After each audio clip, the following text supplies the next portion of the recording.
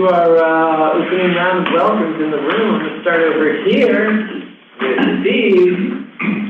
Steve Williams, NCDOT Division 14 Corridor Development Engineer. Brendan Merrithew, NCDOT Division 13. Jeremy Chapman, NCDOT Regional Traffic Engineer, Blue Ridge. William Hine, Buncombe County. Tristan Winkler, Transporter over MPO. Vicky Easton, Lancaster, RPO. BTS Hine, Transporter over MPO. Asha Ravenland, Sky Regional Council. Hannah Bagman, Transporter over MPO. Andy Rodwell, Transportation and Demand Management. All right, Dale Housen, Pond Company.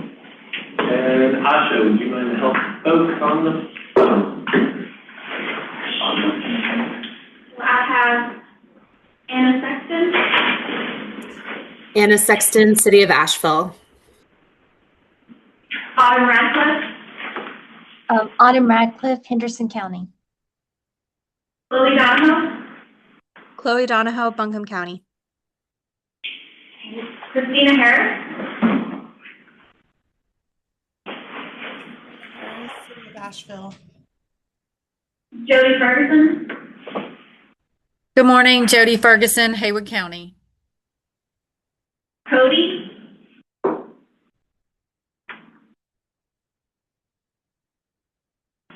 Daniel Sellers.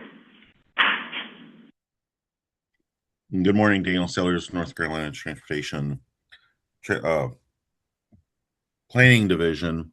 And also, I am not sticking around for the whole meeting, so I don't have any updates for later. I'm sorry. Nathan Bennett. Nathan Bennett, Town of Mars Hill. James Eller. James Eller, Town of Weaverville.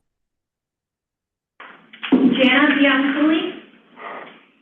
Jana Bianculli, Henderson County. Sorry, you guys are all jumping around and trying Matt Manley.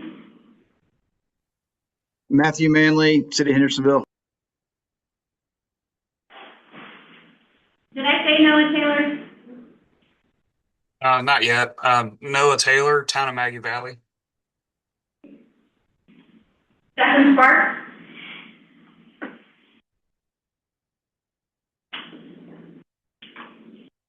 And Tyler Morrow. Tyler Morrow, Town of Fletcher. Is there anybody that I forgot? I didn't forget. Okay.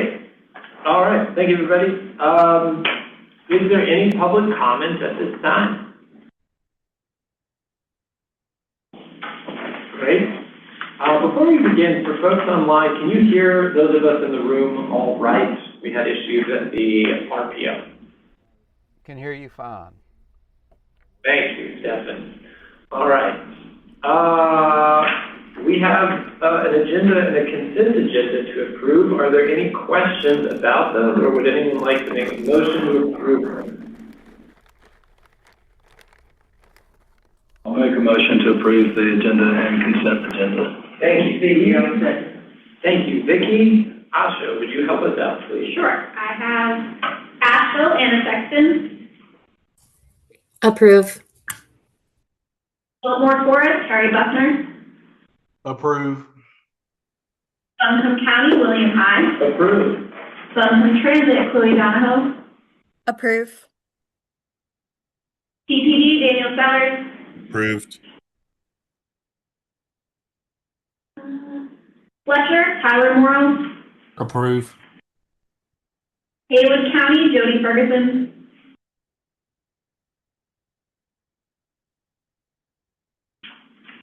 Henderson County, Autumn Radcliffe. Approve. Apple Country Public Transit, Jana Bianculli. Aye. Hendersonville, Matthew Manley. Approve. Maggie Valley, Noah Taylor. Approved. Mars Hill, Nathan Bennett. Approve.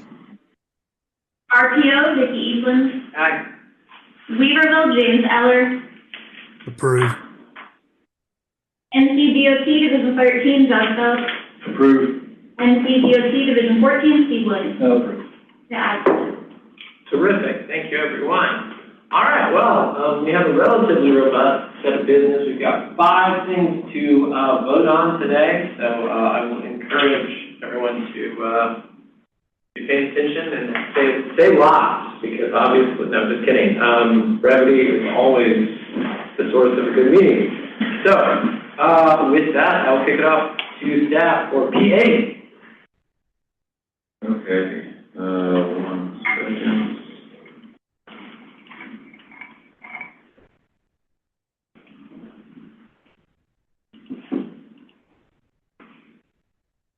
More than 1 second.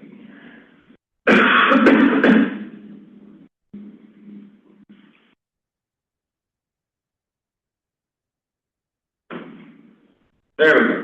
Okay, PA draft regional impact local input points assignment. Just a little bit of background. I think just about everyone's aware in terms of PA. What are we talking about?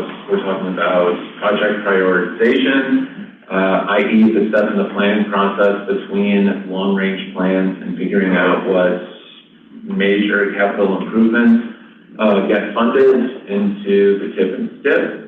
That's a process used in North Carolina. It's relatively unique, although getting less so. I think more states are adopting similar processes. It's governed by the Strategic Highway Investments Act of 2012. Its tagline is data-driven and transparent, but it does not include complicated, which it most certainly is. Some important background, in this process, funds are split up into 3 different funding tiers, and all of those different tiers have different eligibilities and different funding amounts and different areas in which competitions take place. So the first funding tier is statewide mobility. Projects compete across the entire state of North Carolina. For us, the projects that are eligible include our interstates and US 2374, which is considered a strategic highway, as well as the Asheville Airport.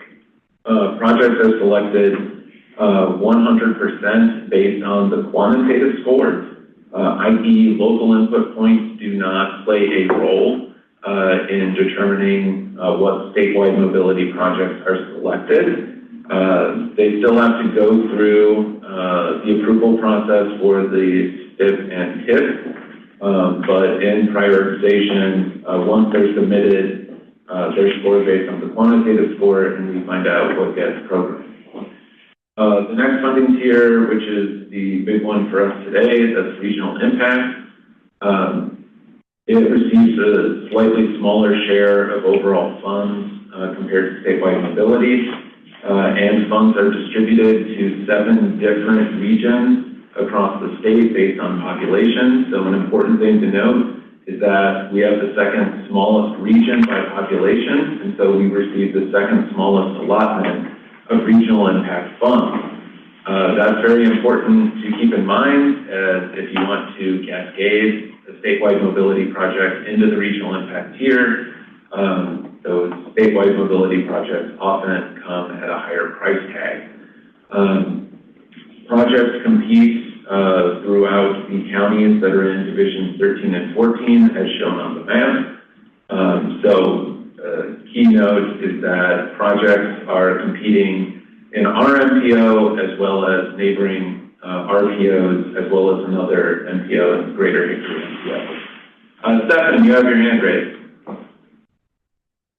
Yes, I wanted to point out to the people that part of the reason we had negative cash balances in P7 in regional and division needs, especially in Division 13, was because of we funded large capital improvement projects at if it was a statewide, for instance, we either funded it at regional or division needs, and thus that led to us having negative cash balances. That is not to say you shouldn't fund these at lower funding tiers. That just could be an outside consequence of electing to fund a project like that. That's just for everyone's information. Thanks, Devin. We could not hear what those comments were. Stefan, do you want to provide a brief recap if you can get your mic up a little bit? Yes, can everybody hear me? Yes. That's right. Okay, what I was going to say is part of the reason we had negative cash balances in P7 and Region G and Division 13 was that we elected in previous rounds of prioritization to fund major capital improvement projects at a regional or division needs tier, and as we cascaded those projects. That is not to say you should never ever fund something at a lower cascaded and funded at a lower tier. That just could be an outside consequence of electing to fund statewide mobility at regional or division needs, or a regional tier project at division needs. It's just something to think about when electing to assign points. Good point.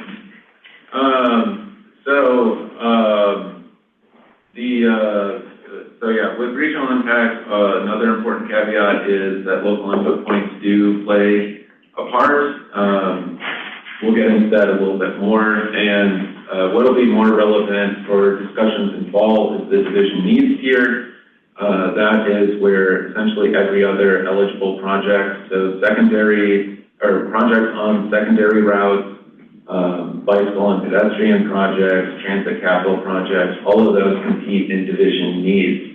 And the local input point considerations happen in October and November for those projects. And those projects compete within the NCDOT divisions that they're a part of. So this chart just highlights all the different eligible projects at each funding tier. To get into the impact of local input points, so with the regional impact, 70% of a project's overall score is based on its quantitative score. And then the remaining 30% is from the NCDOT and MPO local input points, which each make up 15% of a project score. And division needs, to note, that goes up to 50% for local input points, split evenly between DOT divisions and planning organizations. So for example, with regional impact, if your project scores a 40 based on quantitative scores, and the MPO supports it and DOT supports it, your project is going to get boosted to score a 70 overall. If there's concerns about the project, let us know. The MPO doesn't have to put points on the project, and that would essentially reduce its overall score to 55. But all in all, what we're talking about is trying to adjust scores based on our local priorities, because the higher scoring projects are more likely to get funded, lower scoring projects are less likely to be funded. One of the headlines in this round of prioritization is there appear to be positive balances almost across the board.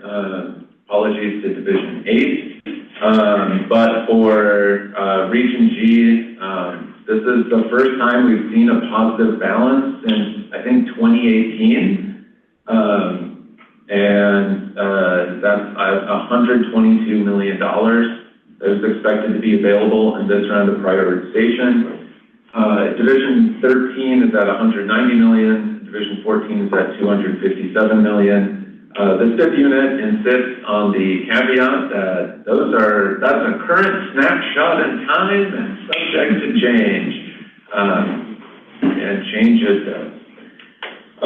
So to go over for review with the statewide mobility projects that were essentially selected when scores came out. The big headline for us is the I-40 Express Lane project from exit 44 to exit 27, was the highest scoring highway project in the state. That'll be moving forward into the tip and stip for programming.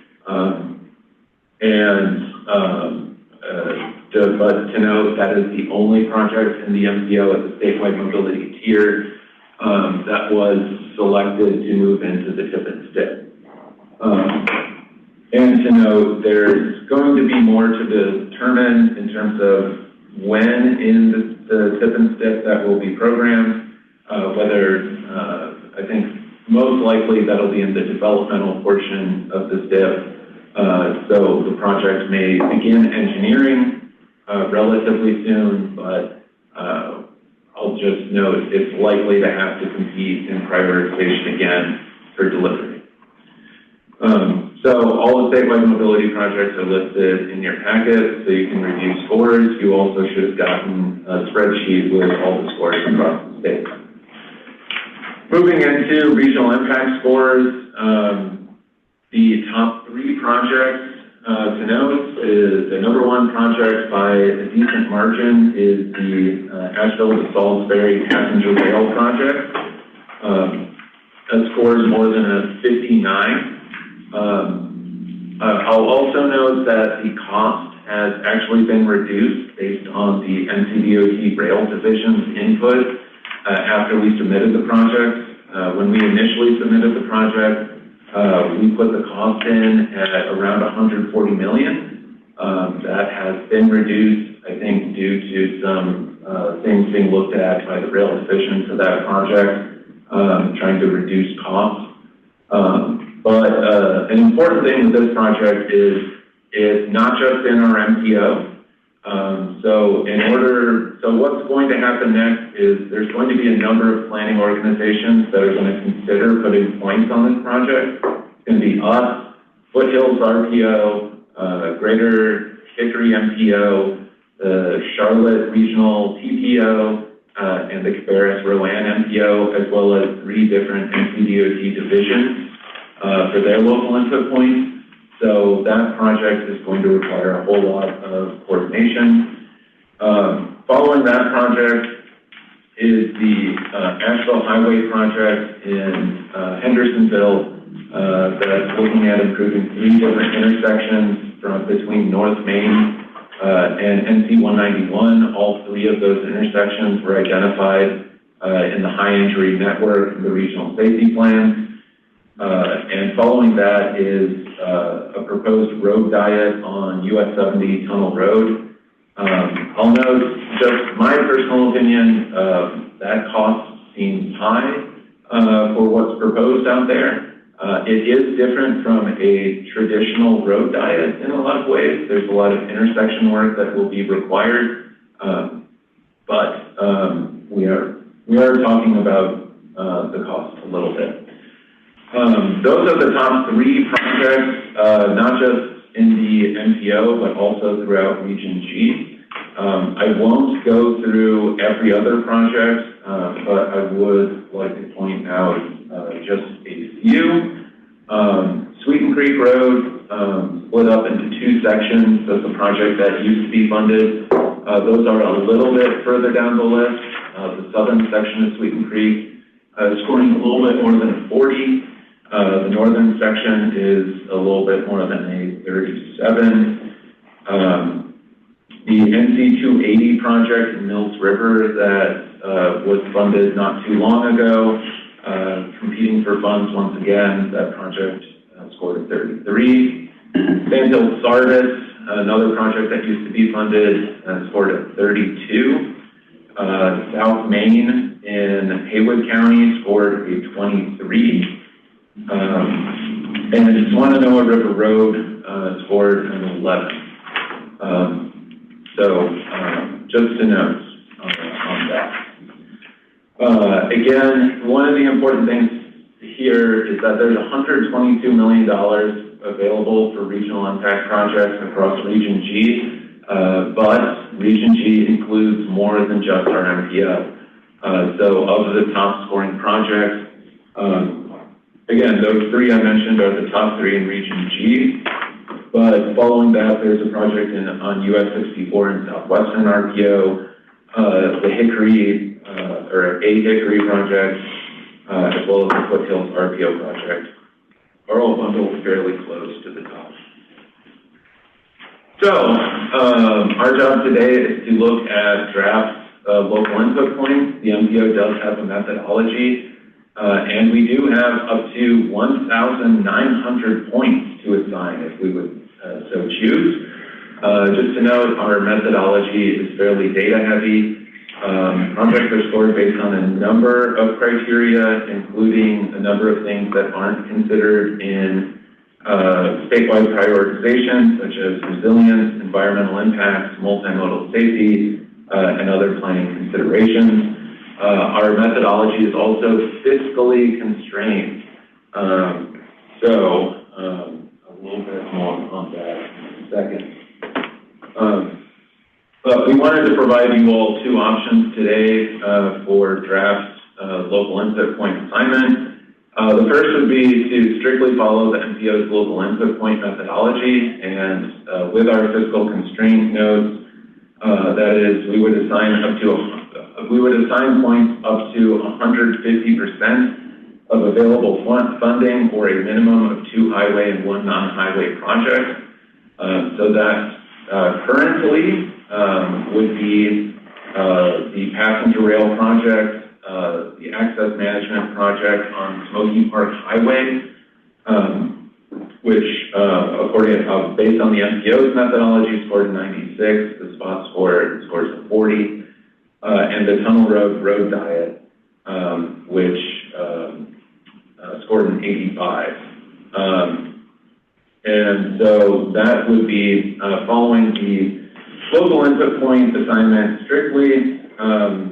The other option would be to assign our draft points in line with local priorities. That is something that we've done in previous rounds when there has been, when funding has been very constrained. So with that, what we'd be looking at would be the passenger rail project, Smoky Park Highway access management, the Tunnel Road Diet project, one section of Sweeten Creek Road, intersection improvements on New Luster Highway, access management on Delwood Road, the South Main Street project in Waynesville, the NC 213 modernization project in Mars Hill and Madison, and 3 Henderson priorities that will be determined at the Henderson TAC next week. In your agenda packet, we are recommending going with alternative 2.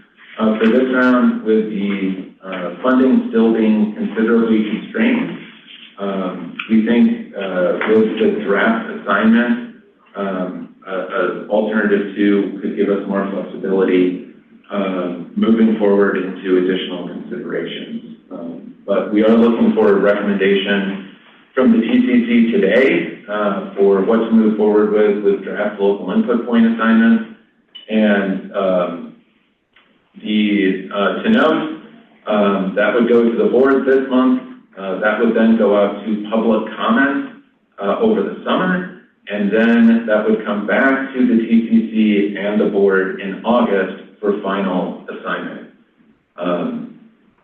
Questions, comments? Matt? Yeah, I guess I have a couple questions. One would be, in the methodology, projects that scored higher under the spot process that didn't show up here under the MPO's methodology, is there any consideration that y'all put into, hey, there's an opportunity here for us to assign local points and bring, a project up,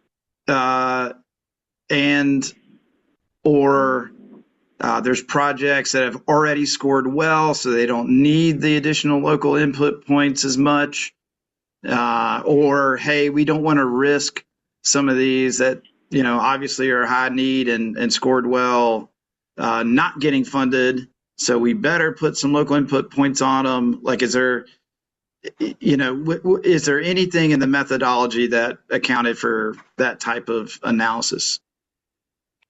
So I think you're mostly talking about the kind of jockeying of points in this process. In general, I would say we typically do that between the draft assignment and the final assignment.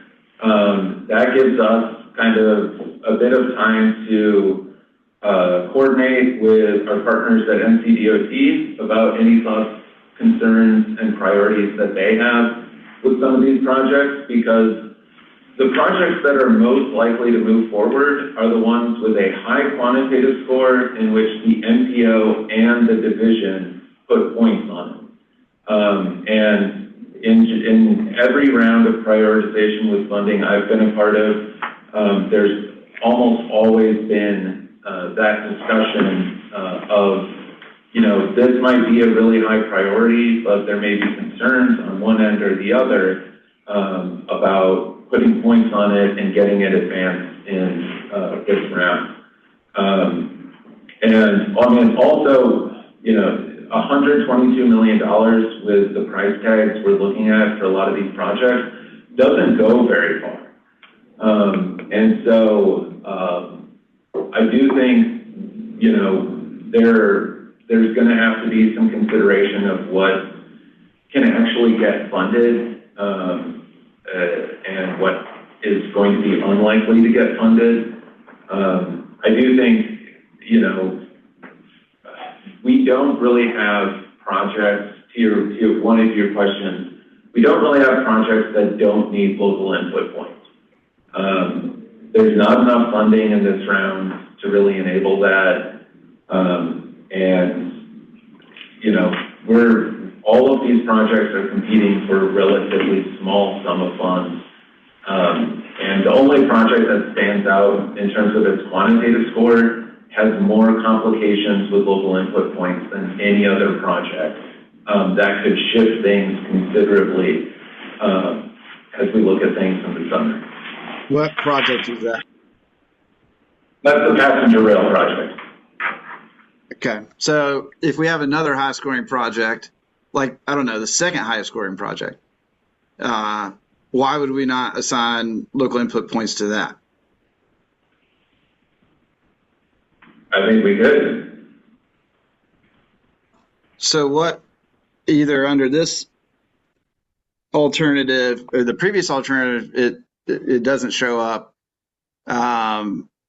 What would it take from the TAC to break in? You know, you got the little asterisk there. What would it take from the TAC for a project to jump into this top three under alternative one? So, you know, I think with your question, there's the local priorities points. So we have these county by county meetings where we ask people for their local priorities. 15% of the MPO's overall score comes from what's identified as those priorities. And so, you know, as I noted, things could shift based on Henderson County's potential approval of priorities. But under alternative two, would the point, I guess the MPO score over there, would Henderson County priorities end up in this order as the, whatever those are, what is that, like the 8th, 9th, and 10th project? Or we assign maximum points to all projects that get points. So, I mean, its ranking wouldn't, you know, wouldn't be material. We asked Henderson County for 3 priorities, and those priorities receive additional consideration. Okay. Thank you.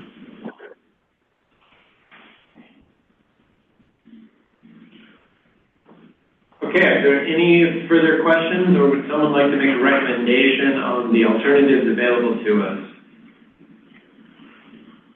I'll make a motion that we recommend alternative 2 to the TAC. Thank you, Steve. We have a motion to, thank you. Is that Matt? All right. Yep. If there's no further questions or comments, Asha, would you take us around? Sure. All right. I have Asheville, Anna Sexton. Aye.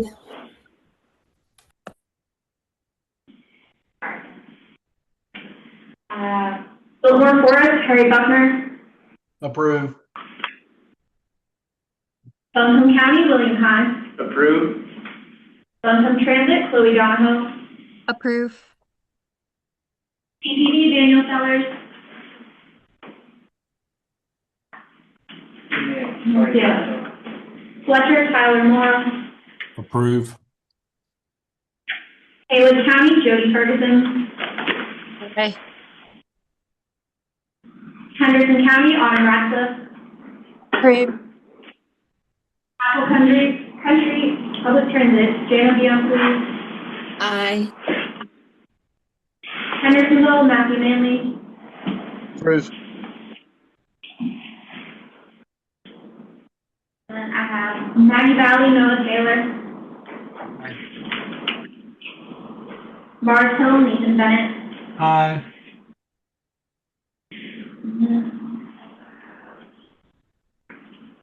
RPO, Vicky Eastland. Aye. And Mills River, Mike Malachek. Approve.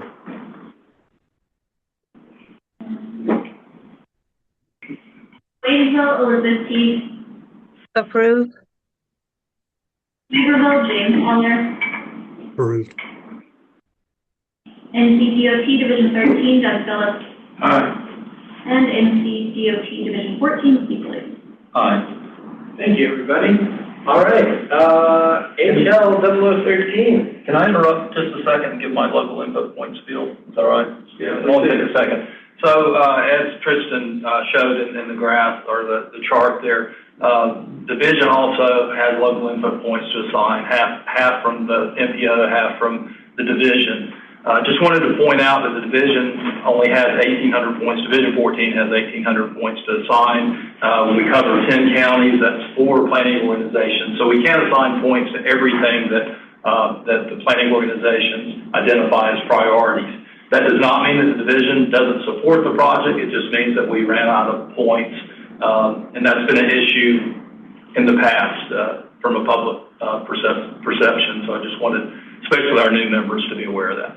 And Steve, I've got to not go down a rabbit hole, but you're going, does the division need more points?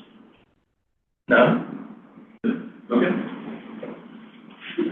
All right. Work group decides that. So, I always appreciate your input. Okay, HL 13, a request for additional funds. To note, that is a locally administered project. What is a locally administered project? Those are transportation projects that are generally administered and or sponsored by local government. A big part of the funding for that comes from the MPO's direct allotment of federal transportation funds. We receive roughly $6.5 million a year in federal funds from various programs. The largest one is the Surface Transportation Block Grant. That is also the most flexible set of funds that we receive.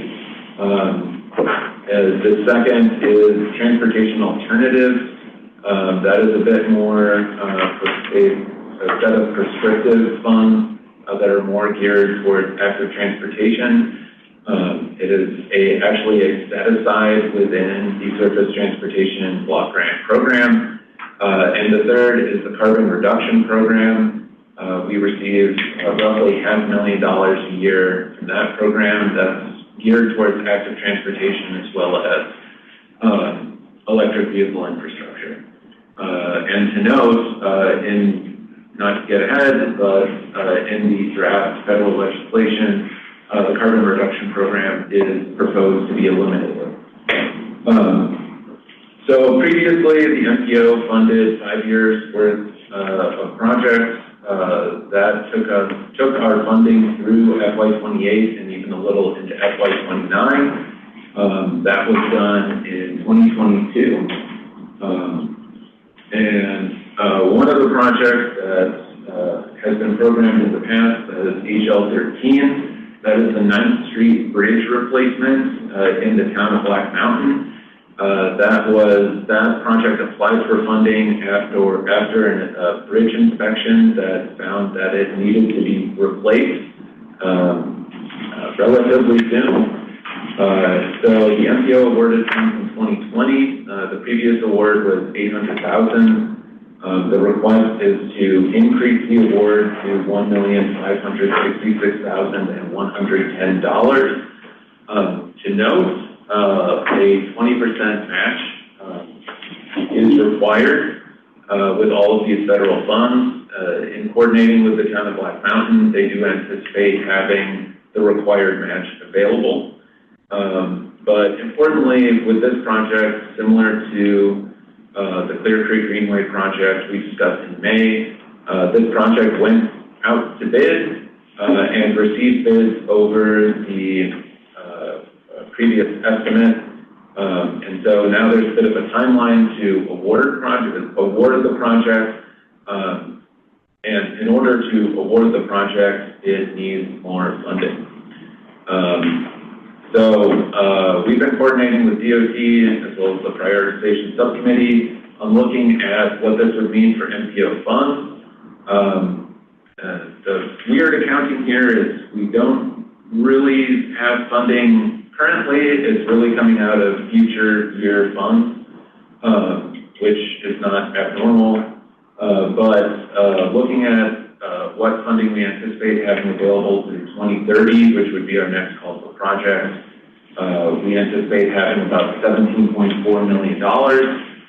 This request for an additional $766,110 would reduce our balance to $16,726,890.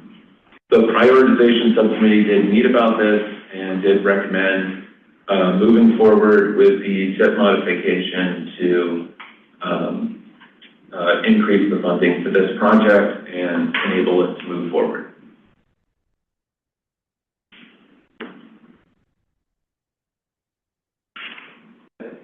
That's it. We are looking for a recommendation to the board. All right, everyone. Who wants to fund Black Mountain Bridge? First discussion, I'll make a motion to fund the bridge. Thank you, Vicki. We have a motion to add funding to this bridge project. Is there any further discussion, or do we have a second?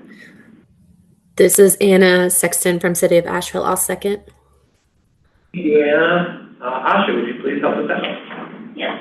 Asheville, Anna Sexton. Aye.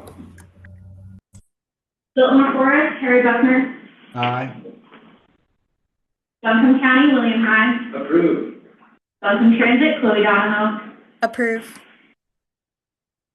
Fletcher, Tyler Morrow. Approve. Haywood County, Jody Ferguson. Aye. Henderson County, Autumn Ratcliffe. Aye. Apple Country Public Transit, Jana Bianculli. Aye. Hendersonville, Matthew Manley. Yeah, approved. I have Maggie Valley, Noah Taylor. Aye. Mars Hill, Nathan Bennett. Aye. Mills River, Mike Malachek. Approve. RPO, Vicki Eastland. Aye. Waynesville, Elizabeth Teague. Approve. Beaverville, James Eller. Approve. NCDOT Division 13, Doug Phillips. Aye. NCDOT Division 14, Steve Williams. Aye. Aye. Thank you, everyone. Moving on to project U519A, aka Nasty Branch Greenway. Okay, same story there. This is another locally administered project that was awarded funds by the MPO. This project actually used to be part of the city's Tiger Grant for the River Arts District Transportation Improvement Project. It moved into the locally administered project program in 2018 due to escalating costs. The MPO awarded over $3.4 million at that time. The request is to, based on updated estimates, is to increase that to $4,253,000. Again, a 20% local match is required, and in coordination, we've been told that is available. This project has not gone out to bid yet. My understanding is it's currently at 90% design and preparing to let later this year. I think there's pretty good confidence that costs have increased. Although I'll note a lot of the increase that was requested is for construction inspection and NCDOT oversight of the project. So, come on, computer. There we go. The overall request is to increase funds by $841,000. With combining that with the HL13 project, that would move our balance to $15,885,890 for a future call for projects. The prioritization subcommittee and staff do recommend moving forward with this recommendation. Basically, every single project we're seeing is increasing in cost, and this project is no different. But we are looking for a recommendation to the board. Are there any questions or comments? Jen?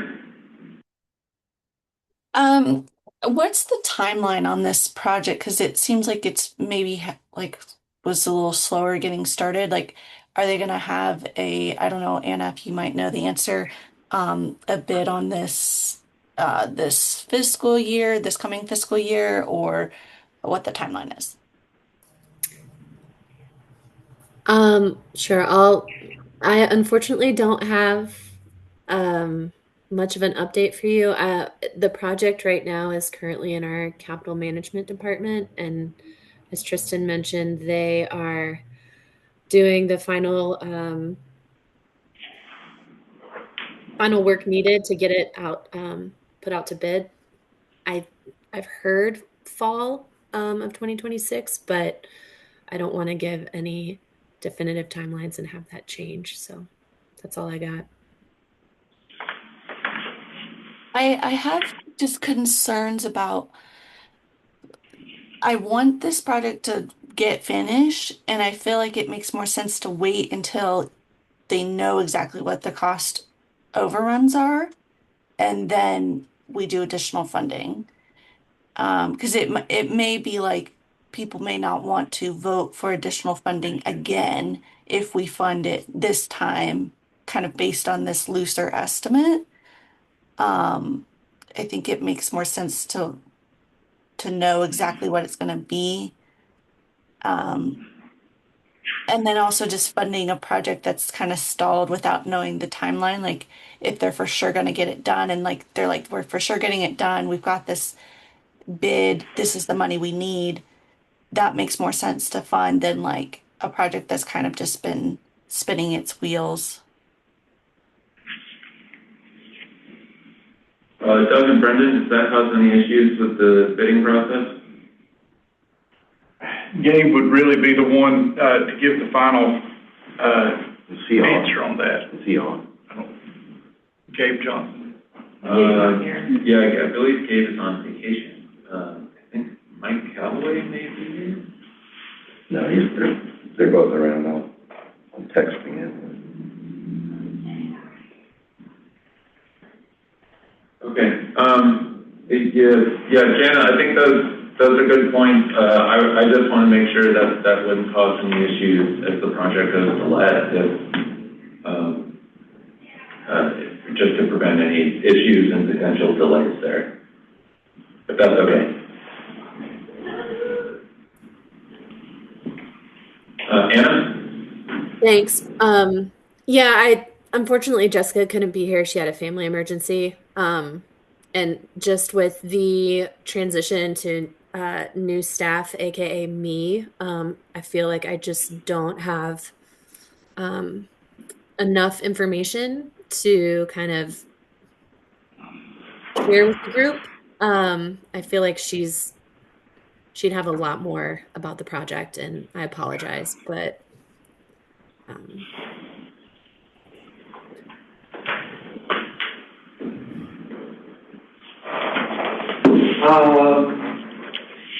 So we don't exactly have a firm timeline on when this needs to occur by. Is that my understanding? One way or another? As of right now, that's correct. We're reaching out to Gabe, the contract engineer, who would have that specific information. Can this be tabled a month? With a motion, yes, it can. Just to note, it would be 2 months. We do not have a meeting in July. Not yet. Hey, we had a special meeting last month. What's keeping us from doing it next month? Fair question. Perhaps for this very project. Ooh, now I'm talking myself into saying let's go for it now. No one has made a motion. So if someone would like to make a motion to recommend this either to table or to approve, somebody got to step up. That fall timeline that Anna mentioned is what our folks are saying too. Okay. Thank you, Brendan. Did everyone catch that? Brendan is confirming that Vision 13 says that the fall timeline is anticipated. If the decision is tabled, then does that impact that timeline? It would be August is when the funding, and I don't know the timeline on when the funding, how long does it take the funding to materialize or to be authorized? Yeah, I mean, I think that's the main question for me is, I think to Janet's question, there's a point, there's a decent likelihood that we could add funds now and then add funds again in a few months and potentially even add funds again before the project closes.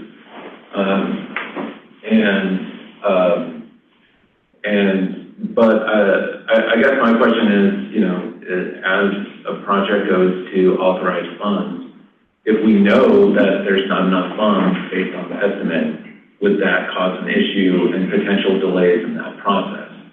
It could, if to get construction authorization, you have to have the funds in place.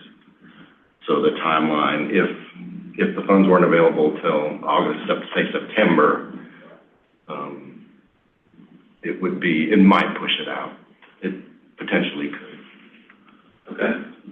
Janet? If that's going to be an issue, then I definitely don't want my, concerns to cause a delay on their bid. But we were able to bid out phase 2 of Akusta. Our estimate was over 30 million. We did not have $30 million. We bid it out without those funds secured. So again, that could have been DOT voodoo, as we've learned. They do some magic sometimes, but I definitely don't want my concerns to push out their ability to get the bid, because that defeats the whole purpose. So it would seem to me. Go ahead, William. Go ahead. All I was going to say is, it seems to me that the only thing we're risking is possibly another 10 minutes come August to talk about this a second time, or October, whenever. So there is no issue for requesting additional funds multiple times, right? No, I mean, I think, yeah, I mean, we've added funds to various projects a number of times. Yeah. All right, it sounded like, Jana, you might have been moving towards a conclusion. Yes, I was just going to make a motion to fund this amount and just kind of let my comments be on the record. I'll second. Terrific, thank you. Thank you, Matt. All right. Usha, help us out, unless there's further discussion. We just might know more next week for the board meeting. So if it's clear that it wouldn't matter and we need to table it, you might know that next week. All right, Asheville, Anna Sexton. Aye. Biltmore Forest, Harry Buckner. Aye. Buncombe County, William Hahn. Approved. Welcome Transit, Chloe Donahoe. Approve.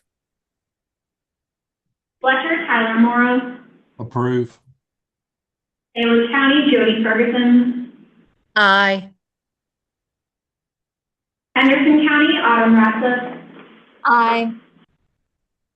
Apple Country Public Transit, Jana Bianculli. Aye. Hendersonville, Matthew Manley. Approve. Maggie Valley, Manoa Taylor. Aye. Mars Hill, Nathan Bennett. Aye.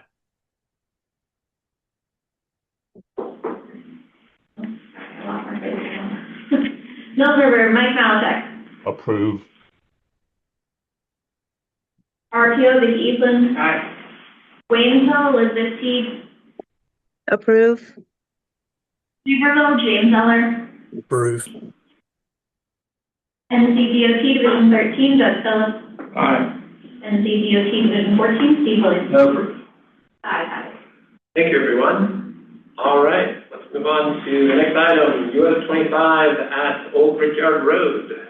All right, give me, it's just a second to share my screen.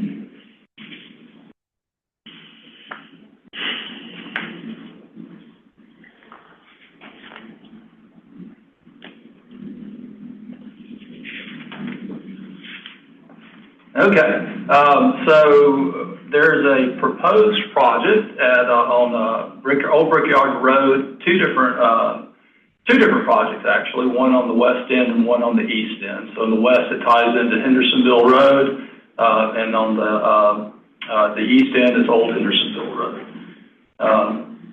Reason we're presenting this is any division-led project, we actually have to have a resolution of support from either local officials or from the planning organization. So that's why we're taking a look at this. On the Hendersonville Road side, looking at adding a left and a right turn lane. Currently, there's just one lane going in, and also improving that turn radius if you're turning onto Old Brickyard Road from Hendersonville Road. This is more, on both ends, it's more mobility focused than it is a safety issue, even though there are some crashes at both ends. But this is really more about mobility.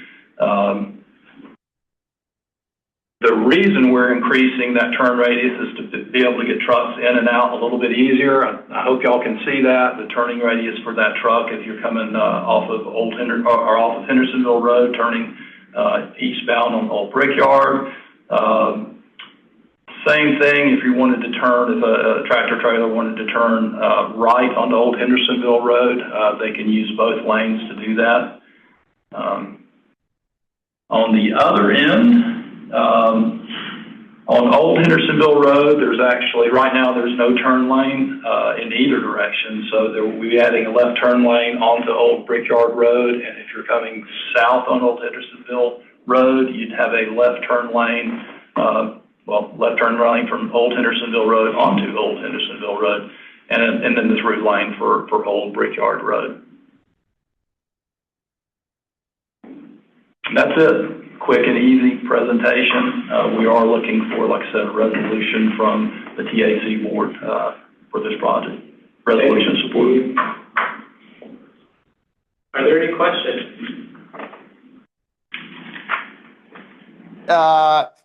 Any future vision of a possible, sidewalks in this area that would, warrant some consideration of the radius or a pedestrian refuge or something, given the additional width of the intersection? So right now, there's not a project for that corridor, and I don't think that we've ever proposed anything for that corridor as far as multimodal facilities or anything. This is just addressing the backups that I talked about. So no, to answer your question, there's not, in order to get sidewalks, bike lanes, anything like that, it would require additional right-of-way purchase, and it would kind of come out of the purview of a division-led project and would have to go as a STIP project. Yeah, I'm just seeing, looks like there's a good bit of residential density in close proximity, and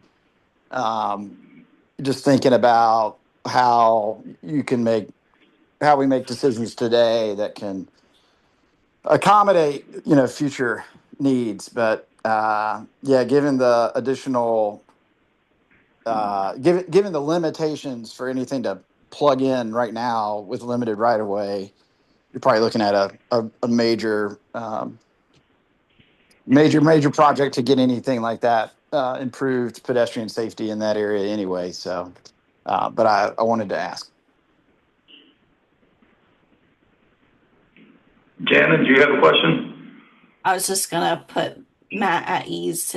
The majority of that's in the county, and we're not gonna put in any sidewalks anytime soon. I mean, it's hard enough to get the one sidewalk on 191, so I wouldn't be concerned about it, and unless Fletcher wants to take over that area. I don't see that happening either. So we tried that probably, what was it, 15 years ago. Did not go great. So I don't see anybody retrying to do that again anytime soon. And now we literally can't. So no. Dang, that's where I was headed with this. Okay. All right. Any further discussion, or would someone like to make a motion to this item? I'll make There's no further. Okay. Thank you, Noah. And thank you, Vicki, for seconding.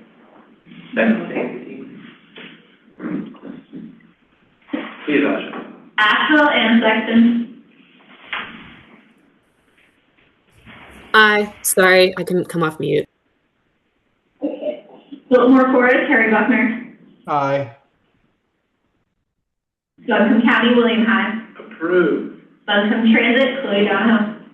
Approve. Fletcher, Tyler Morrow. Approve. Haywood County, Jody Ferguson. Aye. Anderson County, Autumn Radcliffe. Aye. Apple Country Public Transit, Jana Bianculli. Aye. Hendersonville, Matt Manley. Approve. Maggie Valley, Noah Taylor. Aye. Mars Hill, Nathan Bennett. Aye. Mills River, Mike Malachek. Approve. RPO, Vicki Eastland. Aye. Waynesville, Elizabeth T. Approve. Cedarville, James Eller.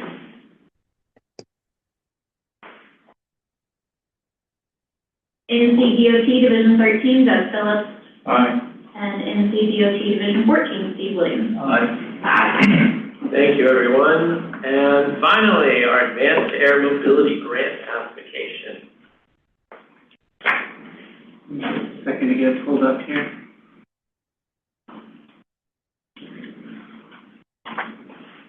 All right, today we're coming before you to ask for a recommendation to apply to NCDOT for an Advanced Air Mobility Planning Grant. What is Advanced Air Mobility, or AAM? It's a new mode of air travel that enables safe, sustainable, affordable, and accessible aviation services through the integration of advanced technologies. It involves emerging aviation technologies. It's a way to move people and goods in new ways. It supports new forms of data collection, supports underserved or hard to reach areas, includes passenger transport, freight, emergency response, and inspections. And AAM is a new and emerging layer of the multimodal transportation system. So it's not a replacement for anything, it's just something that adds to our existing transportation network. AAM is cheaper, quieter, and more accessible, using aviation technology to solve more problems. It's not a replacement, but an enhancement to the existing transportation network. And it involves what are referred to as small unscrewed aerial systems, also known as unmanned aerial vehicles or drones. Urban and regional air mobility, or UAM and RAM. Aircraft electrification and charging networks. And then the physical and digital infrastructure development to support all of the technologies associated with AAM, such as the vertiports and mobility hubs. second to move my screen here. AAM aircraft differ in how they take off and land. They can use vertical, short, or conventional runway operations, enabling diverse applications in rural, urban, and regional settings. Most current models are electric, thus the E that you see before the different acronyms, with some using hybrid electric systems or alternative fuels. And again, it involves unscrewed aerial vehicles or UAVs, electric vertical takeoff and landing vehicles, electric conventional takeoff and landing vehicles, and electric short takeoff and landing vehicles. UAM, or urban air mobility, is the transporting of passengers and cargoes within city using electric vertical takeoff and landing vehicles, or eVTOL aircraft, helping bypass traffic and congestion and improving access. Regional air mobility, or RAM, connects suburbs, small towns, rural areas, and remote communities, including those separated by water, terrain, to larger transportation hubs. And then unscrewed aerial systems include remotely piloted or autonomous aircraft such as small drones, electric conventional takeoff and landing vehicles, or eVTOLs. And these systems support cargo delivery, public services, and data collection. And then the infrastructure associated with AAM can start with underutilized existing infrastructure, including but not limited to small airports or heliports. And then as operations scale, new infrastructure may be needed, including vertiports for vertical takeoff and landing aircraft, charging stations for electric aircraft, maintenance hubs for servicing and operations, and then digital infrastructure such as unscrewed aircraft system traffic management, or UTM, to support automated flight coordination. Why AAM matters to us as an MPO. North Carolina is continuing to grow and transportation demand is increasing. AAM supports connectivity and economic development. It enhances resilience during emergencies and disasters. It complements existing roadway, transit, rail, and airport systems. And it's an emerging technology that will continue to have more relevance within the region. The AAM planning grant program that we're asking for your recommendation for today is administered by the NCDOT Division of Aviation. It's for approximately $1 million annually. I believe the current total is $950,000 that is available. Eligible applicants include MPOs, municipalities, and regional organizations. And the program supports planning activities rather than construction. What the grant can fund, it can look at transportation needs assessments, vertiport and infrastructure siting analyses, multimodal integration planning, feasibility studies and policy analysis, and public engagement and outreach related to AAM. The benefits of AAM planning include strategic alignment. It helps communities define their vision and goals, ensuring alignment with broader mobility priorities and readiness for future funding and implementation. It ensures stakeholder alignment. And it fosters collaboration among agencies, industry, research institutions, and other partners, building a shared foundation for innovation and investment. It aids in community responsiveness.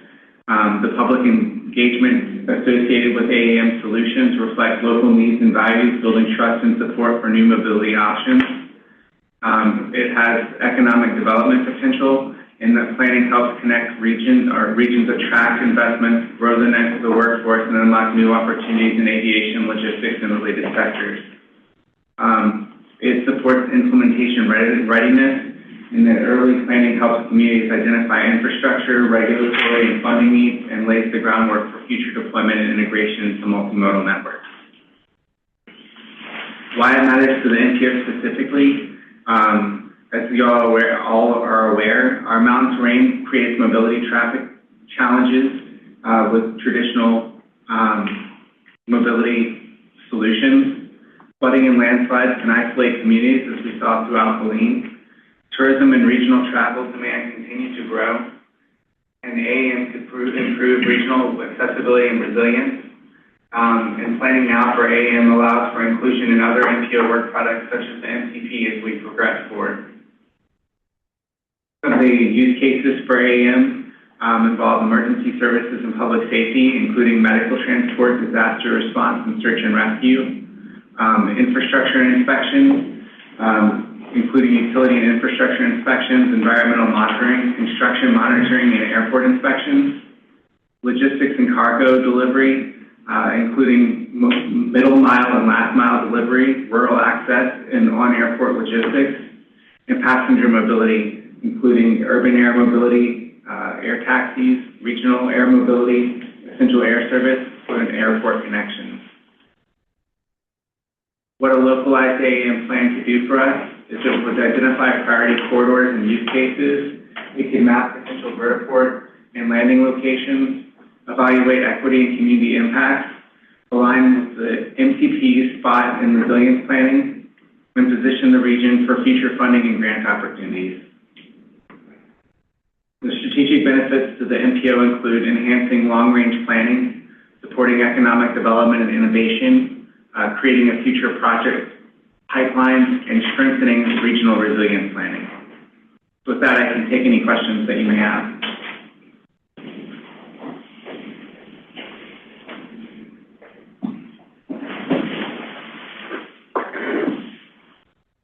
Okay, so a couple of quick things to know. The aviation division actually came to us and said that we would be a good candidate for this planning effort, especially with all of the lean and post-lean efforts. Also, in your consent agenda is a letter of support for a Buncombe County EMS Safe Streets for All project, in which they are aiming to essentially use drones and other aviation technology to deliver whole blood.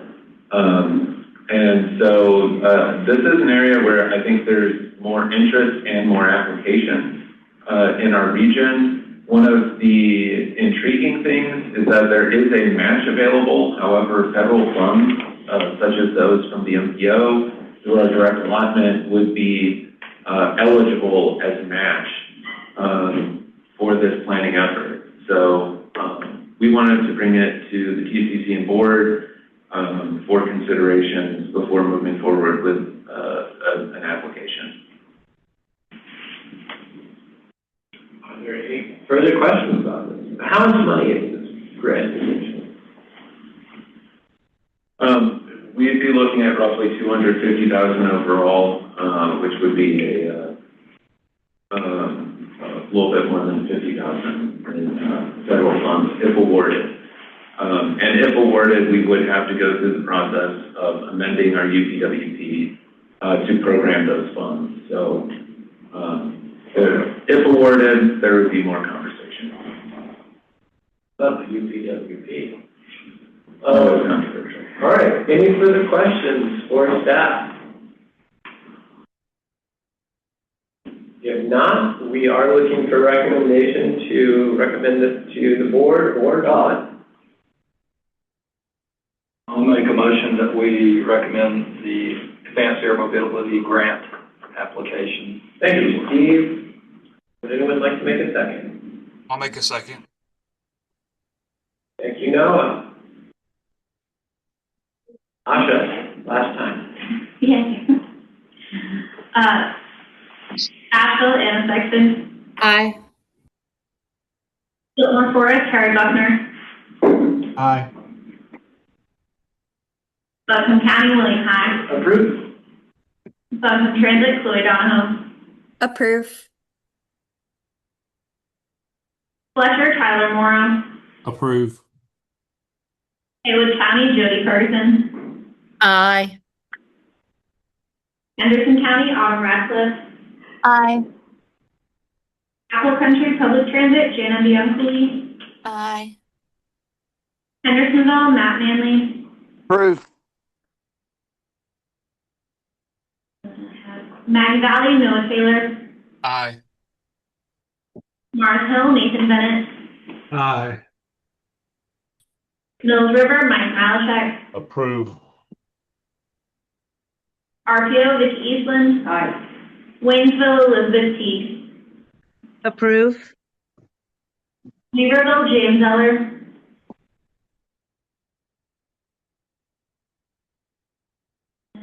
NCDOT Division 13, Doug Phillips. Aye.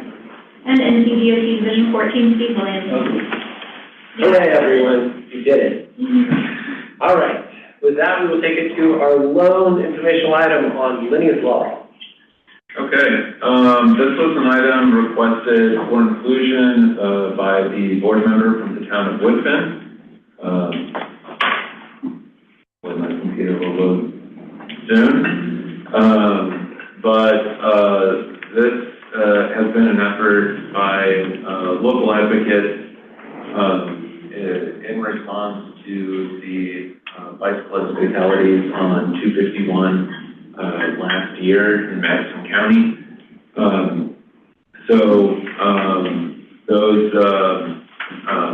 This was a proposal that was actually discussed at the MPO as part of public comments last year. It's a proposal to look at the creation of what's called bicycle safety zones. It would essentially apply the same concept for school safety zones and work safety zones, where there would be greater fines for speeding in designated bike safety zone areas. I think especially looking at areas of high bicycle use, such as Riverside Drive. There is information in your packet about what a number of folks are looking at trying to create and get a General Assembly authorization to move forward with this. It's my understanding that this is not something that NCDOT can currently design for and designate. And so there is a grassroots movement to move this forward to the General Assembly. The town of Woodfin, it's my understanding they did pass a resolution of support to forward on to the General Assembly in support of this proposed law. I will note that for the MPO, this is considerably different than a lot of the work we generally do. So I did put it on informational. In general, the MPO has not really made comments on proposed legislation. There are some restrictions to our funding, since we are a federally funded organization, about staff time that can be used, or staff time being used for advocacy or what's seen as lobbying for proposed legislation.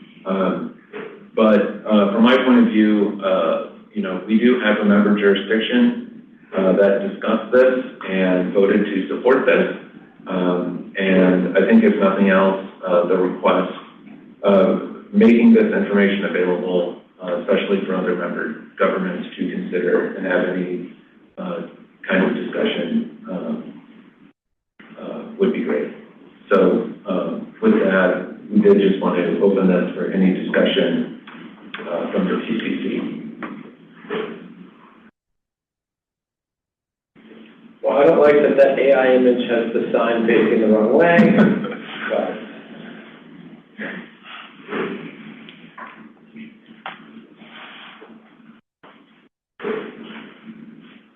are there any questions regarding Linnea's Law? Are there any parameters for qualifying as a zone? I don't think those specifics have been worked out yet. I think what's mentioned is a designation by local governments and local officials. Yeah. How does that work for these designations on state roads? I think that's a big part of why the request is to the General Assembly would be to, first of all, authorize NCDOT to install that kind of signage to make drivers aware of this designation. But yeah, I mean, enforcement would be a key part of this. So it would be, the DOT designation would be the key kind of first step, but beyond that, it would be enforcement from a number of local agencies. I've had this come up a few times in some other projects I've worked on where law enforcement being represented in the discussions about enacting changes like this would be beneficial. But in general, given the vulnerability of these of cyclists and pedestrians, I think the more measures we can take, the better. I certainly see it more in a urban context or in an area where you have folks who are trying to get to transit. That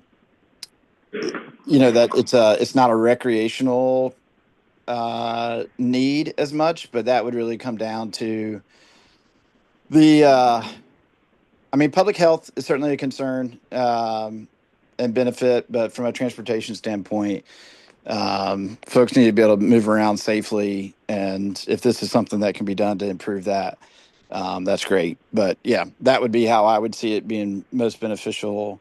But it sounds like that would be up to each jurisdiction to decide, and that's fine. So I'm supportive.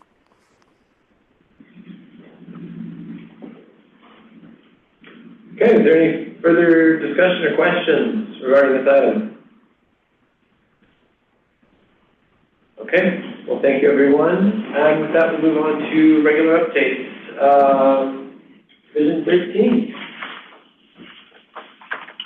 Okay, Division 13 updates, starting with project development.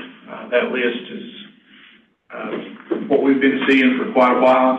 A lot of bridges coming up over the next, I got the construction ones there, but project development largely unchanged, but glad to try to take any questions that anybody has there.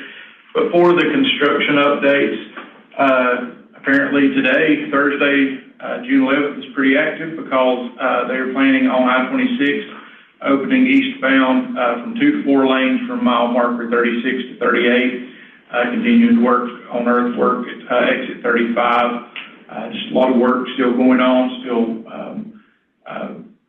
working out there. Blue Ridge Parkway, they're finishing up vegetation and tree planting, things of that nature. Also with the 2 bridges on 19 over Reeves Creek, scheduled for a traffic shift on 619, so that could impact traffic. With 2513 AAAB, they are in phase 2 construction. Concrete paving is scheduled to begin in about 2 months.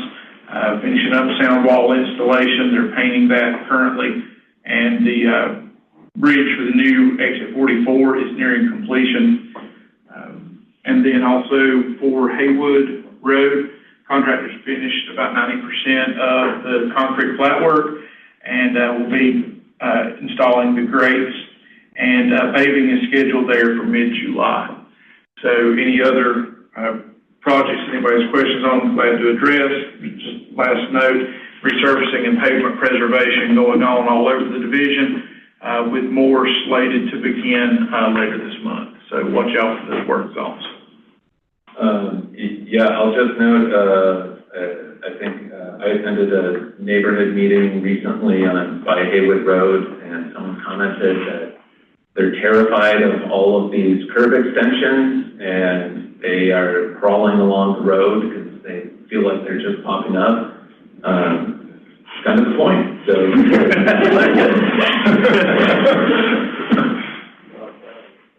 Okay, Steve. Ditto to what Doug said as far as resurfacing in Division 14. Resurfacing everywhere, so be aware. If you're traveling through Haywood County, beware. That there's, I think at 31, there's ramp closures there, and also ramp closures at the Russ Avenue project. So lots of congestion because of that, so please be very, very careful. Otherwise, I think we may have covered this the last meeting, but in Henderson County, the Green River Bridge replacement, that completion date did get moved out to the fall of this year. I think that's the only change. There's some of these are complete and will wind up coming off here in the next couple of months.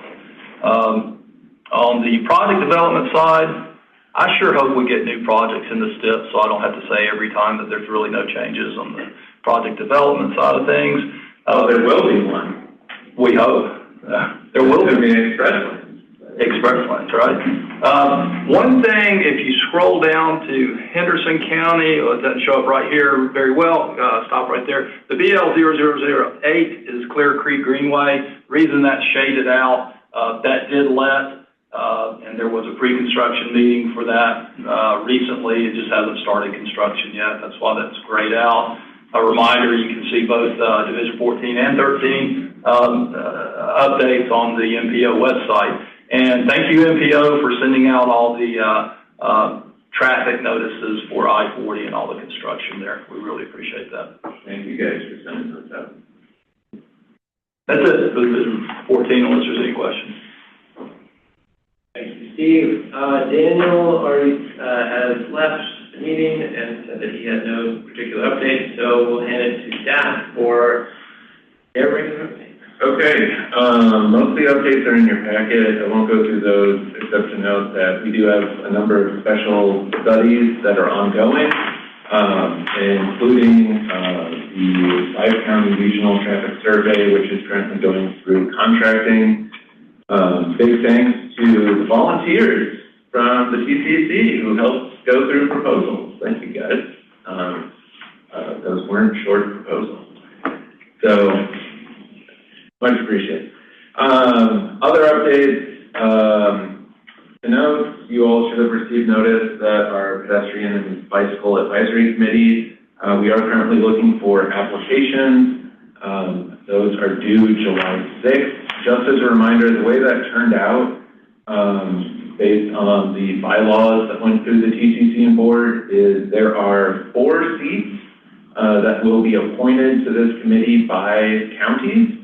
So Buncombe, Haywood, Henderson, and Madison, you all have a seat to appoint. 5 seats will be appointed by the TCC board. So that is primarily what we are having the call for applications.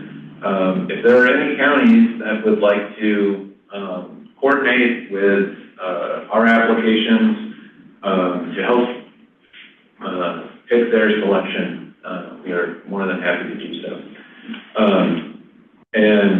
That will come back through the TCC board in August, and we are planning a first meeting in September.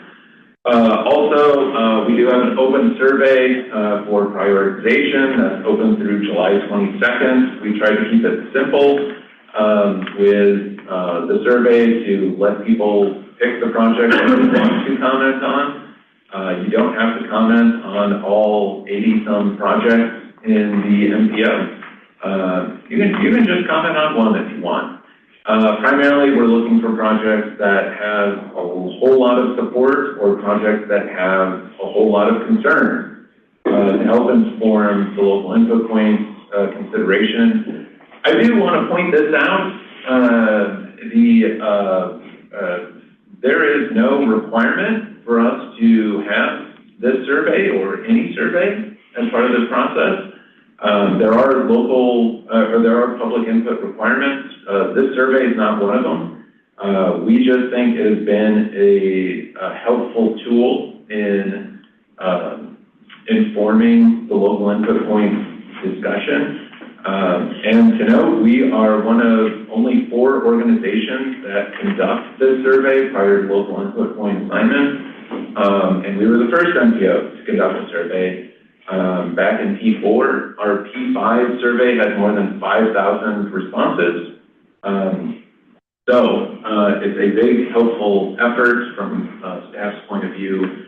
Any help in distributing it is very much appreciated. Also I think some of the bigger news, you should have gotten some emails about this. It's the Build America 250 Act that was introduced to the House. No action from the Senate as of yet. A couple of weeks ago, it did pass the Transportation and Infrastructure Committee. That is lining itself up as the potential and likely replacement for the IIJA, or the Bipartisan Infrastructure Law, which is set to expire in September of this year. This is a helpful chart put together by the Association of MPOs. So this still has a good amount of long road ahead of it before it's fully approved, likely some significant changes.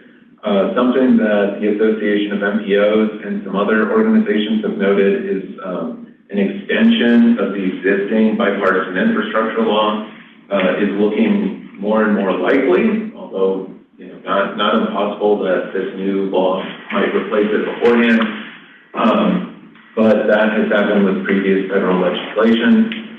Just a few things to go over. With the current bill as it's written, there is a major shift from discretionary funding to formula funding. So a whole lot of the NOFOs that we've been seeing, those are coming out of discretionary sets of funds. With the bill as currently written, more than 90% of the funds would go to formula programs. I'm biased, but I think it's a big deal. An increase in MPO planning funds, and also a change in the cost share. It would change from 80-20 to 90-10 based on the current bill. Also, it would expand what we could do with our planning funds. And it would make MPOs eligible to apply for more federal programs. Also of note is there's an increase in funds that are accessible to local government and regional bodies. Of note there, a 20% set aside for off-system bridges in the Bridge Formula program. A significant increase in SDBG, and as part of that, an increase in the Transportation Alternatives Program, since it's a subset of SDBG, and a significant increase in Safe Streets for All, as well as a change in the local share from 80-20 to 90-10. There are programs that are proposed to be eliminated. Among them are worth noting the Carbon Reduction Program, which the NPO currently receives about $500,000 of direct allotment. The Active Transportation Infrastructure Investment Program, that is a very small program to note, but that is a program that is geared towards regional trails, such as the Hellbender Regional Trail. Also the low-no emissions grant for transit vehicles and National Electric Vehicle Infrastructure, or NEVI, which was a big part of the bipartisan infrastructure law. And there's other programs as well being eliminated. Some other things to watch, there are some pilot consolidated funding programs. To be honest, I don't know if those are good or bad. I think that's to be determined. But essentially, with those pilots, 10 states would be able to take a number of funding programs, including the National Highway Program, SDBG, TAP, freight funds, and planning funds, as well as some others. And combine them into essentially one big funding pot in which any of the eligible activities for any of those programs would apply to all the funds. And a similar pilot program was introduced for transit as well that would enable states to pool together transit funds to use as one big pot. There's also some potential changes to the Transportation Alternatives Program. This is actually kind of reverting back to some rules for the program that used to apply that would allow states to move more of their TAP funds to other programs. To note, North Carolina used to do that regularly. 50% of Transportation Alternatives Program funds used to be flexed over to roadside environmental. That's worth noting for multimodal transportation vans. Rail funding, a lot of the rail programs are continuing, but to note the funding has moved to be not guaranteed, meaning it would have to be approved on an annual basis. And for projects in corridor ID, such as the Asheville to Salisbury route, there's more of an emphasis on funding sustainability in the program. So that would take more consideration on the federal side to determine what projects would be getting funded. With transit funding, there's an increase in 5307 funding, a major increase to 5339 funds, mostly from taking funds from the Low-No program. That's a quick summary on the federal side. On the state side, we're still awaiting a budget, and that is expected to be coming soon. It's my understanding there's currently $29 million set aside for the Western North Carolina Passenger Rail Project in the budget, and there was a request for letters of support from, I believe, the Metro Mayors Coalition. So that's all I've got. Sandy, can you provide a recap on Strive Not to Drive from this year? Yes.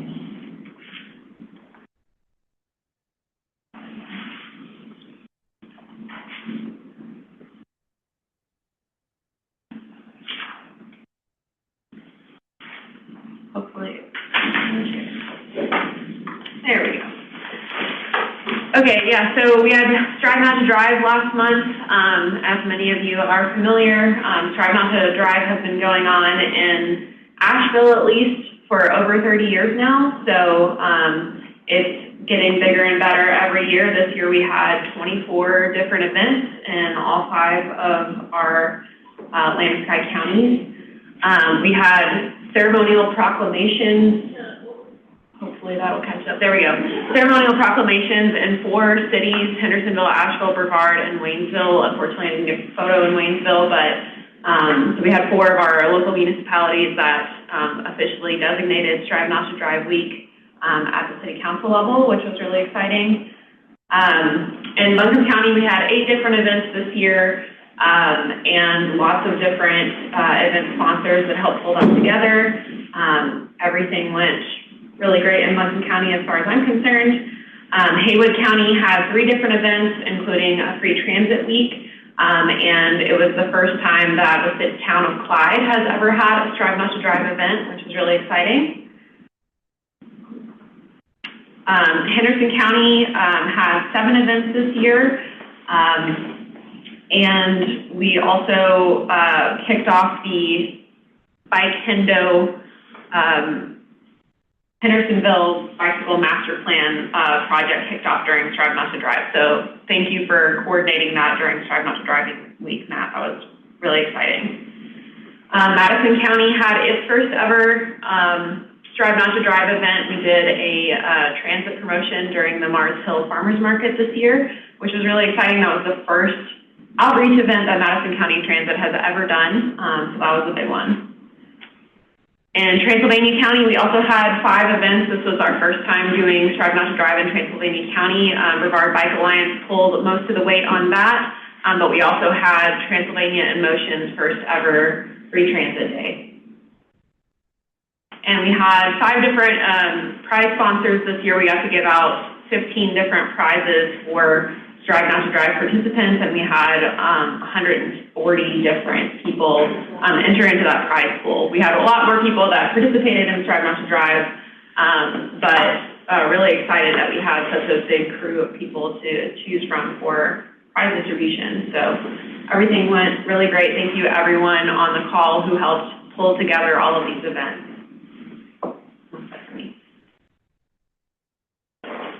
Terrific, thank you. All right, well, are there any other announcements or updates or news from anyone else? I have something, William. Just want to brag on our MPO staff. The NCAMPO conference went off without a hitch, as far as I could tell. So way to go, guys. It's a huge, huge conference. So, thank you, Steve. I wholeheartedly agree. Thank you, Steve. Great work.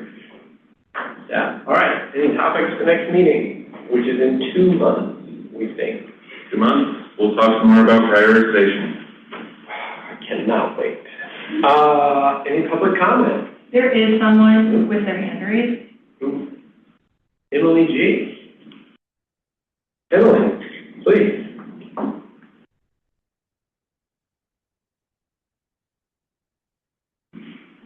If you're speaking, we can't hear you. Oh, I'm trying. Now we can. Oh, you can? Yes. There's no comments for me. Okay. All right. If there's not any public comment, then we are adjourned. Thank you, everybody.